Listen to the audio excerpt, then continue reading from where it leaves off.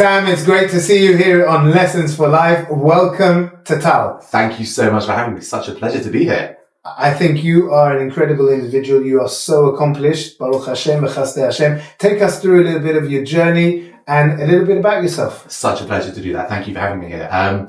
So my background is, I'm a rabbi. I actually did smicha in Israel after graduating from university. I did a science degree. We first met, I believe, in your journeys to Hampstead Garden Suburb, which is where I grew up. I went from there to yeshiva in the old city, and then studied natural sciences in Cambridge. And after that, thought I wanted to really deepen my Jewish learning further. Got married to a frum woman, which is always a first lesson for life, is marry someone who's more religious than you are. That's always a good start. And we decided to go back to Israel to continue our journey in Torah learning. And I did smicha exams as part of that. Was this always part of your plan, Never. or did it change in between? There were hints. My tour hoodie, I was on BBYO tour, so not not particularly dirty framework, but my tour hoodie was Sam the Rabbi Fromson, because I always took it upon myself to help organize the Shabbat services, and I ended up helping run education programs through BBYO. I come from a sort of United Synagogue traditional from home. I kept Shabbat, kept kosher, but being a rabbi was never really on the agenda. My parents would be much happier if I had, chosen a nice normal pathway and gone into finance. So I've tried to keep them happy and balance it off between the two as I've gone on the journey. So I think this is kind of hitting the point. We tend to think we can either be a rabbi or we can be a businessman or something else. We don't tend to blend them together. And you are very unique in that you are a passionate rabbi, a dedicated rabbi, somebody that cares and that's out there and wants to change the Jewish world. But at the same time, you're juggling with your life as a startup. Tell us a little bit about how do you manage that? Because when you said Sure. My parents didn't think that I would be a rabbi, but did they think that you'd have a startup as well? So my family actually, my grandfather on my mother's side was very entrepreneurial. He built businesses, and that was something I always saw in him as I grew up, that energy that he had for being involved in business. And my grandfather on my other side was a really dedicated community man. He gave his life and soul to the Jewish community in Manchester, all the way through from the cemeteries at the Chaim through to the Chevra Kadisha, everything. He was a really dedicated askan in the Jewish community in that way. And so I saw those both models of Jewish community involvement and business, and I was never sure exactly where my place felt. I knew that I loved teaching. I knew that I loved being with people, of being able to give and to learn. My journey as a madrich really honed that for me. But on leaving university and then doing these smicha exams, I thought maybe I would do something in the outside world for a bit and really settle myself professionally and then see where life took me. So I actually started off working in finance, worked in a hedge fund, then an asset manager. But I felt like something was missing. And I felt like I didn't have that ability to teach or to learn and to give. And I've always felt, for me, part of my Jewish identity is the ability to give to others. And that, so some people are content to just sit and learn and have Madan. That's amazing. That's beautiful. I've always felt for myself that if I'm not teaching, if I'm not interacting with others, then something feels deficient. I actually made a bit of a career pivot towards the startup world, gave me a bit more flexibility. And alongside took up a part-time rabbinic job. As a community rabbi in Golders Green Shul. And that's the journey I've been on, trying to balance those two. I never really thought I would launch a business. I wasn't really sure. It was a journey that kind of came to me. I met an amazing person and we launched a company together. So tell me now, fast forward, how many years have you been in this company? Tell us a little bit about the company, where we're holding, what does it do, and how many people are working there. So 8 years ago, I came together with my two co-founders, there's five of us, five co-founders of the business. I initially met Sammy Rubin it's a charity dinner at Mizrahi Vada Rabbanim. We got talking, we found that level of connection, the chemistry fit. So the rabbis did the shidduch. That's it. No, the rabbi, and the rabbinical conference has done the shidduch. That's it. And we started brainstorming. What would it take to launch a new company in the field of insurance, bringing together insurance and well-being? Because at the heart of insurance is an incredible win-win. If you can inspire someone to live a longer, happier, healthier life, it's good for them as an individual. It's good for their family, for their community, for their company. And ultimately, it's also good for their insurer because they're a lower risk. That's the philosophy that sits at the heart of ULife. the business that we are still blessed to be continuing to build. We have now raised over $200 million. I have a staff of about 210 people that are building this vision alongside us. My co-founder Josh leads the product and technology. After a few months, we realized that Sammy and I, we needed someone who had that technical skill set and product vision, and he joined us on the journey. And then Jonathan and Yaku also joined us later on. And we've been building the business together with that mission of inspiring people to live their best lives using insurance as a force for good in the world. So I would humbly say I come from a similar background. In fact, you've got two rabbis over here. Yeah. One Cambridge, one LSE. That's it. I also went to LSE. I also had the potential. I started up also in hedge funds. One hedge fund, one hedge fund. Yeah. Right? So we've got the two hedge funders, the two rabbis, and then everyone's going to stop. Everyone's going to tune out at this moment. That's it. And we're going to lose everyone. We got the U Life, and then we got the Tal. Exactly. But I know that what you're doing is incredible. Also, this ability to bring to the business world your Judaism.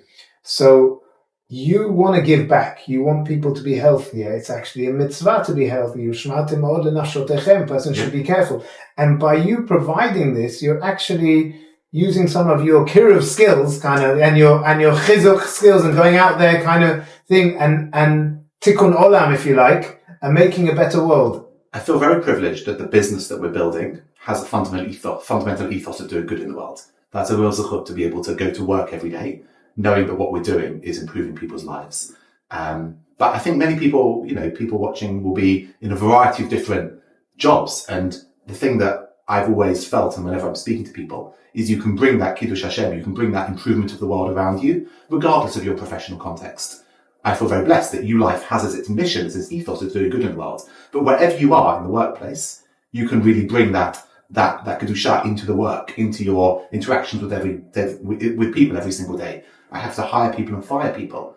And in that moment when I'm firing someone, they're not thinking of the mission of the business. They're just thinking of, how am I feeling in this moment? And right. I don't always get it right. And I'm sure I've upset people along the way. But I try and do it from a place of empathy. And I try and do it from a place of genuine care. And ditto when we're out fundraising, or the interactions that we're having with our partners. How do you do that from a place of Kiddush Hashem, of a win-win philosophy, of bringing light and positivity and goodness into the world through those everyday interactions? Any tips? The thing that sat most with me is a fundamental realization that you're not in control. As a business person, or when you're in a business context, we often cling to these illusions of control. If I work that bit harder, if I'm that bit more aggressive, if I try and undercut the deal or cheat a partner in a certain way, then I'll be more successful. And that can be a seductive philosophy, because we want to believe, we want to believe that we're capable and able to do everything ourselves. Through the startup journey, the thing I've learned, I knew it, but I've had to feel it more and more every single day, is that realization that we're not in control. That you put in your maximum effort. You live according to your values. You carve out space for the things that are important to you. For Shabbat, for learning, for whatever it might be. But within the parameters of your work, you give it your all and you live up to your values. But ultimately, you're not in control of the outcome. Who's in control? And of course, Hashem was in control of all of it. And I say this in a Carlos is a fun podcast thing in front of the Abba Kodesh. You've got to share Divrei Torah. But I've shared this exact philosophy in a room full of startup founders on a portfolio induction day for one of our venture capital funds. And I say the same thing. I'll say this exact same message, maybe without mentioning the Eibishter. I can't say Eibishter in a Sfardi podcast, without mentioning the Kadosh Baruch Hu. Kadosh Baruch Hu. Kadosh Baruch Hu, exactly. But my wife is Gibraltarian, right? So I get the flavour of the Sfardi. But where that message has come home to us so strongly in different contexts. Fundraising, for example. I mean, you can put all your kishkas, all your effort, your heart and soul into trying to win a certain deal or win over a certain venture capital fund, and then it goes to nothing. Mm-hmm. And this exactly thing happened to us. I get a call from someone out of the blue that I'd met at a conference 5 years earlier, who then introduces us to an insurance company in Japan, who end up leading a £75 million fundraise. Brilliant. And it's Kol B'dei Shamayim. I could never have planned that, never have expected it. This comes back to here, the same thing when it comes to Tal organization. And many rabbis that I speak to, when it comes to fundraising for their own synagogues or their own buildings or community ventures, they home in thinking that they're going to get this individual that's been friendly with them or that's been supporting them, and that is going to be their Yeshua, their salvation. And then that person goes through a difficult time or whatever, can't show up, and they feel depressed, but they don't feel depressed because they know that Hashem is in charge. And Hashem sends a different shaliach. There are many different messages. Messengers that come from God Almighty. And it's also important, especially in a startup context, if it's meant to be, not every business is successful. And if it's not meant to be, maybe that's not what was meant to happen for you. And that's important advice. It's very important advice because we look around and we push. Yeah. And sometimes we say, God didn't answer me, Rabbi, God didn't answer me. And the answer is, God answered me. He said, no, not yet, not now, not this. There's been deals that I've been crushed, that we've lost certain deals or certain opportunities haven't come to fruition in the way that we wanted them to. That's the nature of startup life. You go through your ups and downs. And I'm very fortunate to be married to a very frum woman who reminds me, maybe it's just not meant to be.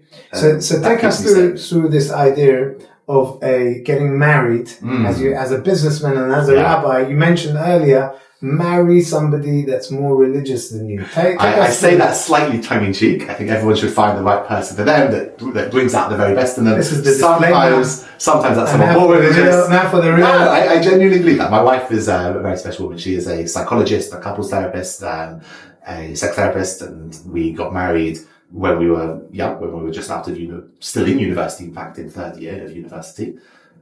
We dated for 6 weeks and then got married. That scared my parents a hell of a lot more than deciding to do smicha. Yeah, they met this woman once and then I was like, we're getting married. Anyway, it was high conviction decision making. You saved them a lot of hassle and worry, and you just got on with the decision. But I think finding someone who brings out the best in you is for me that fundamental. When I'm talking to guys, to students, to people about relationships. Find someone that brings the best out of you. Yeah, that you're a better person when you're around them. And, we interact with lots of different people in our lives. Some people make us more adversarial. Some people make us try and be something that we're not, something that's disingenuine. To find someone that brings out the best in you, who you have fun with, who you have that chemistry, of course, but ultimately someone who's aligned with your values and who helps you live up to your values every single day. For me, that was finding someone who had that religious ethos at the heart of their essence. I think obviously, as you're saying, religion is very important and it's a backbone of every relationship. Because if you have somebody that's keeping Shabbat and marrying somebody that's not keeping Shabbat, somebody that's kosher, not keeping kosher, yes, it can be compatible, but there will be clear, issues down the line. Sometimes it works beautifully as long as there's that fundamental respect for each other's values and desire to support and help each other grow in whatever way that means. And for some couples, if there's a mismatch of religious levels, that can work beautifully when there is that genuine care and love and respect for the other person. That's the difficult part, to find out whether it's genuine and whether that genuinity can actually make them grow together. So in our journey through life together, Hadassah and I share many things. We do rabbinic work together. We're both active in the shul, in Golden Green Shul. Hadassah teaches, gives shiurim, gives drashot, gives classes, and we do that aspect of our life together. But then we each have our own separate professional spheres, where she's a psychologist and an educator as well in her own right, and I'm going off on my journeys trying to build a business. And I find her support incredibly meaningful and really one of the things that grounds me, keeps me sane, especially in reminding me that ultimately it's not in my control. That's brilliant. Take us through your being Jewish in a non-Jewish world of startups, and how does it work when you're out there? How important is your Jewish values? Are you able to keep Jewish, to keep Shabbat, to keep kosher? Give us some advice. There are many people that will be watching. We have a lot of students here at Tal. Yeah. And they look up and I go to the universities and I give talks over there, and they're incredible individuals, and they have their whole life ahead of them and they've got great dreams. But sometimes they say, Rabbi, it's great being Jewish, but I don't see how I can fit my Judaism. I'm a bit worried. Some of them are wearing kippot, some of them not wearing kippot, some of them keeping Shabbat, kosher. How do I explain Yom Kippur? Really? What advice would you give to the younger generation as an incredible rabbi as well as a startup professional that has really achieved in life, should we shy away? How do we address this? Beautiful. It's a really powerful question. I've kind of been grappling that since I was a kid. I went to a non-Jewish secondary school, City of London school, and then some time intensely in yeshiva in a very, sitting next to the kotel, learning Torah, and then into Cambridge, where again a very like diverse environment. Then back to smicha, then into the non-Jewish world of work. So I've constantly been grappling with that throughout my life. And I'm often the most Jewish person that any of my colleagues know. If not the only, but certainly the most Jewish. Rabbi, it's on my LinkedIn that I'm a rabbi, I wear kippah, it's everywhere. Like, people are very aware of how Jewish I am. And that's almost a benefit in the sense that I can never hide it. And it's never a surprise to people, because, they kind of know what they're getting on the tin. I am very clearly a proud Orthodox Jew when someone first meets me and interacts with me. And this is a quote I heard from Rabbi Sachs, that has always stood with me. Non-Jews respect Jews who respect Judaism. And I would generalize it. People respect you when you respect yourself. And if you have respect for your traditions, respect for your halakha, and you're not self-conscious about it, you're proud of it, then people will respect you for that life decision, and they're even impressed by your strength of conviction. So I will often be out in different context, or maybe I'll be out in a meeting with someone, I'm sitting there sipping the cup of coffee while they're having their 3-course meal.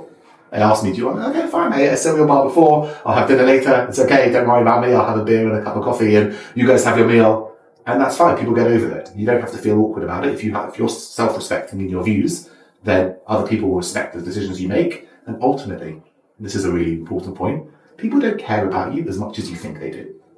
We're often self-conscious about our decisions. What will people think? If I wear a kippah in this meeting, if I don't eat at this dinner, or whatever.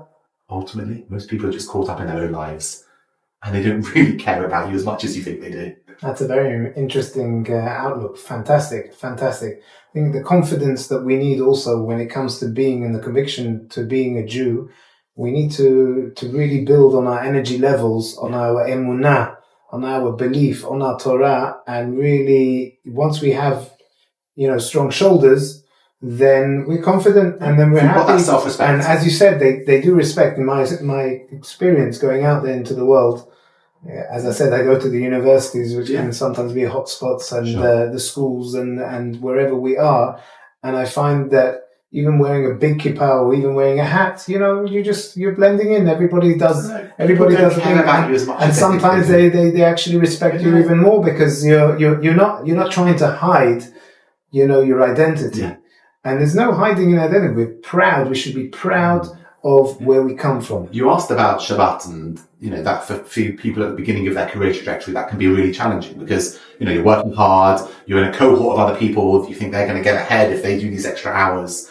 And I know lots of students and people I learn with, that's really tough, because if you're part of a cohort and someone else is working Friday afternoons and you're not, surely they'll get ahead. And it's tough. It's really tricky to balance it. It depends on the environment that you're in. Some workplaces don't make it simple, and having that self-respect and that confidence in your conviction is important. You need to be willing to put in the hours and to put in the time and show your dedication in another way, because that can, it's a real point. We can't just imagine that it's all like, because people see that you're taking off time for Shabbat, suddenly they'll know that you're a wonderful, holy Jew. And results. No, exactly. And in a business context, 100%. People need to trust your deliverables, trust your conviction, trust your dedication to the job.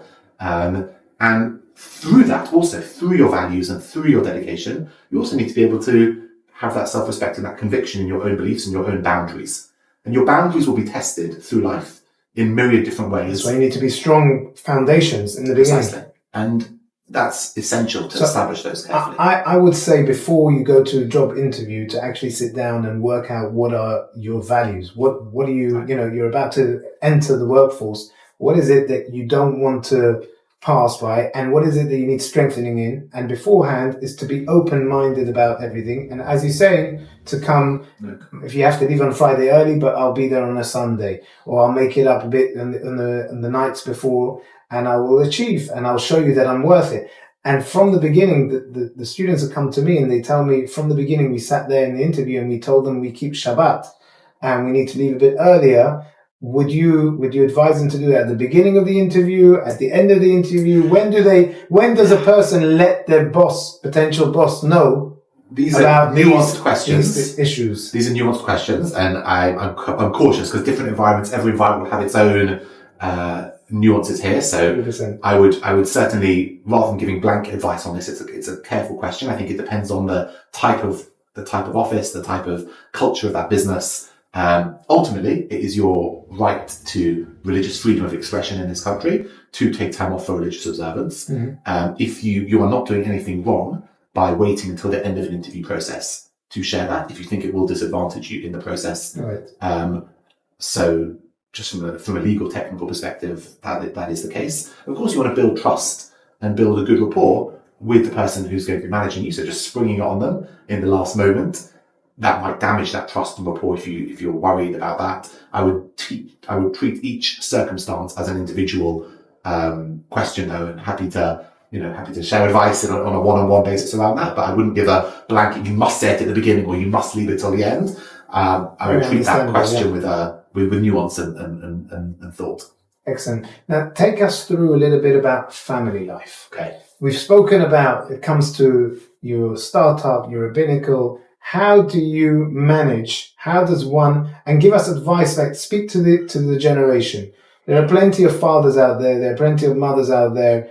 Cost of life crisis. People are working triple. Never used to be. They could have plenty of housewives, etc., and everything. We grew up in a different environment completely to what's going on. Everybody's pressured. You've got emails coming in at night, at 10 o'clock at night. You've got phone calls. You've got WhatsApps, and Baruch Hashem, thank God, you've got kids. Take us through what do we do to manage the time with the children, and what do you do on a personal level? Do you do avot banim? How do you beautiful sense of connect?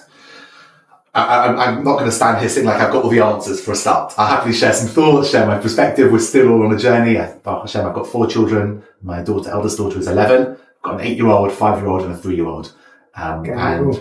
There's Hashem, doing my best every day. But I'm certainly not going to sit here like I've got all the answers. The things that I do in my life, I carve out time in the mornings. So, for example, I'm very much a morning person, and so I'm happy to be with the kids in the morning, drop them off to school. I do that 4 days out of 5, I'd say, is I'm there for the morning period, helping them with their homework. Helping them with my homework. Look, the flip side is, and I appreciate I'm sitting here in front of the Ham Kodesh talking to a rabbi, I'm a rabbi, but that sometimes means that I don't make it to Shachrit. Okay?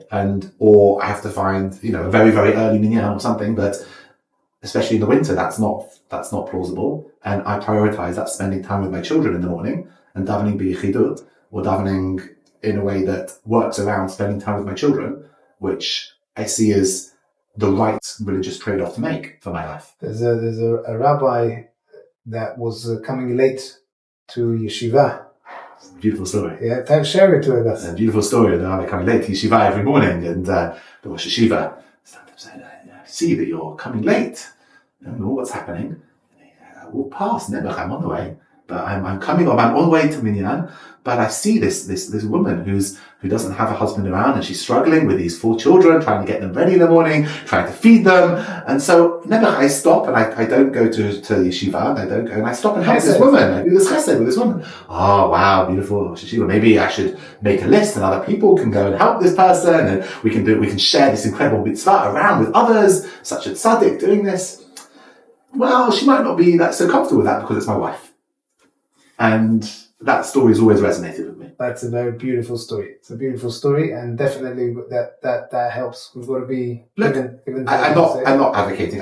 Minyan is crucial. It's essential, but I'm being real about how I manage some of those things in my life. In the morning, I try and learn 5 minutes, 10 minutes of Mishnayot with each of my children. With my daughter's bar mitzvah coming up, we're trying to make a siyum on Seder Moed for her bar mitzvah. He's got, starting with my son now, he's 8, so we're just beginning our learning the Mishnah together. And being with the kids in that morning time, I try and make it home for bedtime most nights of the week. I'd say I succeed maybe 2 or 3 nights out of 4, because obviously Sundays and Shabbat have to be there. So maybe 2 nights I'll have things that keep me late in the office and I might miss 1 or 2 of the kids, but there are other nights I really make an effort not to accept evening commitments unless it's strictly necessary. and then to really invest in quality time in Shabbatot and making sure that you're engaging in a meaningful way around the Shabbat table, and just finding time one-on-one with the kids in a way that connects to them. And tell me now, coming back just to when you were at work, has there ever been a time where you've had to experience your faith being difficult personally, or a decision that you had to make where it was Judaism or the money? Has there ever been a situation where it's quite so stark as that? I think it's never been quite as black and white as that. Like, this is the path of light, this is the path of dark, and you should choose life. Like, I can't recall a situation where it's been quite so stark as that. We live in modern times, it's all grey. It's grey. I feel like we live in grey a lot. Yeah. There's certainly, in terms of testing my emunah, just, going through difficult times in the business of, being close to in the cloud, that's when you need to find Hashem. That's how exactly, that's it's easy to have emunah in the sunshine in the morning, Lahodot LaHashem in the in the morning, it's great. So having faith and being faithful in the dark is where it's hardest. Certainly been plenty of times where, I've felt very uncertain as to if we were doing the right thing, or scared that we were running out of money, not able to support our team, paying salaries, people's families, mortgages, and having to find ways and pathways to support in those moments. Letting people go is always really hard. That decision about, either because we have to make redundancies because of change of direction or the business, which happens in startups, and you're making a decision with someone's life. And you have to really be, on one hand, make a business decision, because that's the role that's been entrusted to me by our investors, is to make those decisions of the best interests of the business. But at the same time, realizing that it's people's lives and their families and their mortgages that are at risk. And so every time that it's a conversation around letting someone go, or I really find that emotionally weighty and a real test of how we go about doing it. And if anyone, I don't always get it right. I wish I could say, and here's my scorecard, it's all green, I've certainly got it right. I'm sure, and I know. Fired. Yeah, I know it's not the case. Friggin' Alan Sugar, that's it. We've and you make mistakes, and we're human, and the company, you pick yourself up and you try to do better the next time. That's brilliant. And do you have, like, when you set up your business, I know a lot of people, when they set up their business, they have like a tzedakah foundation.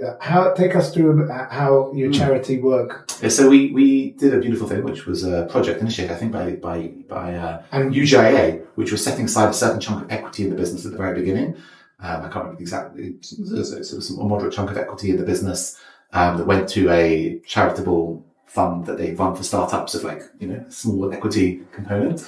We're not in a situation where, as a business, we're not profitable yet as a company, right? We're still on that startup journey of 200 employees. Yeah, we're not profitable. Yeah, 8 years. You've got amazing, but not yet profitable. No, that's how they lock you in. The Yitzhak locks you in for life. Look, it's a but journey. But you're profitable because you've built an empire. You've got Osher, you've got as well. But from a revenue perspective, that's the startup trajectory. Amazon didn't turn a profit for the first 20 years of operating. Wow. And that decision to invest and grow and build, we've chosen to take on a very ambitious market of the global insurance infrastructure. We've chosen to do it in a way that aligns with our values, and that does take time to then actualize. And the R&D that we're continuing to do, we believe, is justified in the pursuit of that big prize. We have plans that lead to that, and we have the confidence of our investors to deliver to it, but it's still a journey. So in terms of tzedakah from the profits of the business, it's less shayach now, because we'd just be giving away our investors' money. That's not why they gave it to us. They gave it to us to build a business. Investors, are you listening? No, it's important. You've got, that's from an ethical, religious perspective. That is, you're not allowed to take time off to come down from the tree to daven Kriyat Shema. You've got to daven Kriyat Shema in your tree because you're being paid by the day in the Mishnah. So ditto, we have the responsibility to our investors to safeguard the investment they've made in us, and to try and deliver the best outcomes with it. So from a tzedakah perspective, obviously, please God, everyone tries to do their own thing from a personal perspective and dedicate tzedakah of their time and of my money as well, which I do my best to do. And maaser, I try to take the concept of maaser of my time quite seriously. Yeah. That's how I think about the rabbinic work. Maaser meaning a tenth of course time, yeah. And the Torah says you should give a tenth of your money to tzedakah. And there was a concept that also maybe you give a tenth of your energy, of your working time to tzedakah, if that's possible, if you're blessed to be able to do that. So I do that with my rabbinic work. That's when I give my shiurim, and I officiated that I was Masada Kiddushin at a wedding yesterday, so I left the office and was Masada Kiddushin at a wedding, and I take that as the space for the college that I try to. What, when you were younger, we'll finish with this, when you were younger, you had in mind, looking back now at your decisions that you made so far in your life, and giving kind of advice to the people that are in university, to the youth, the next generation, is there something that you can relate to them and tell them to think about as they're beginning their journey, a lesson that will enhance their journey? So from a perspective of life success, I think, and this is borne out by numerous research, and it's not an easy message, because it's not always easy for people to take this approach. But finding the right life partner is the single biggest deciding factor in the quality and hatzlacha that you enjoy in your life. And that's Harvard studies have borne this out. You know, people in long term, and this is not, of course, for many people, this is challenging, and I'm not saying it in a flippant way. And I know many people really struggle with this, and it's not a simple thing in any way. But finding that right person who brings out the best in you, who supports you, you can change careers. I know plenty of people who've gone down one career path, realized it wasn't for them, changed tack, retrained, and become very successful or become much more fulfilled. All of those things are possible. People who move to the wrong area, move to the right area, anything is possible. But finding the right life partner who brings out the best in you, challenges you, helps you grow every single day, is the thing that I would say people has been for me certainly the most important thing that defined my life. People have this philosophy, I'll play around in my 20s and then settle down when I'm 30. I couldn't more strongly disagree with that. Wow.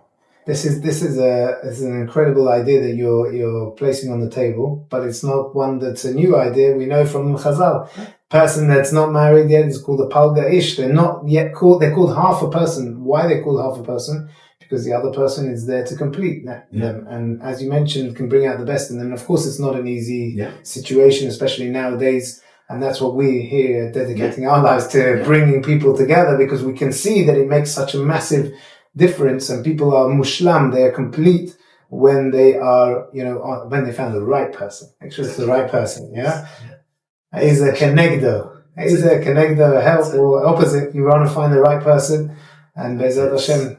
It's not an easy journey, and to continue, even once you are married, to work on it every single day and to invest in that relationship, and not for that to be the priority of your life. Other things can come and go. You can be more professionally successful, less professionally successful. That will not influence your happiness or your long-term success anywhere near as much as having a successful relationship at the heart of it. So once you found that person, and they are the right person, to then continue to invest every single day in the growth of that relationship, of yourself as part of that relationship. Amazing. So we are really honoured to have you here. Thank you so much for joining. Thank you. And we wish you success and blessing, and we look forward to being in touch. Okay. Chazak Baruch.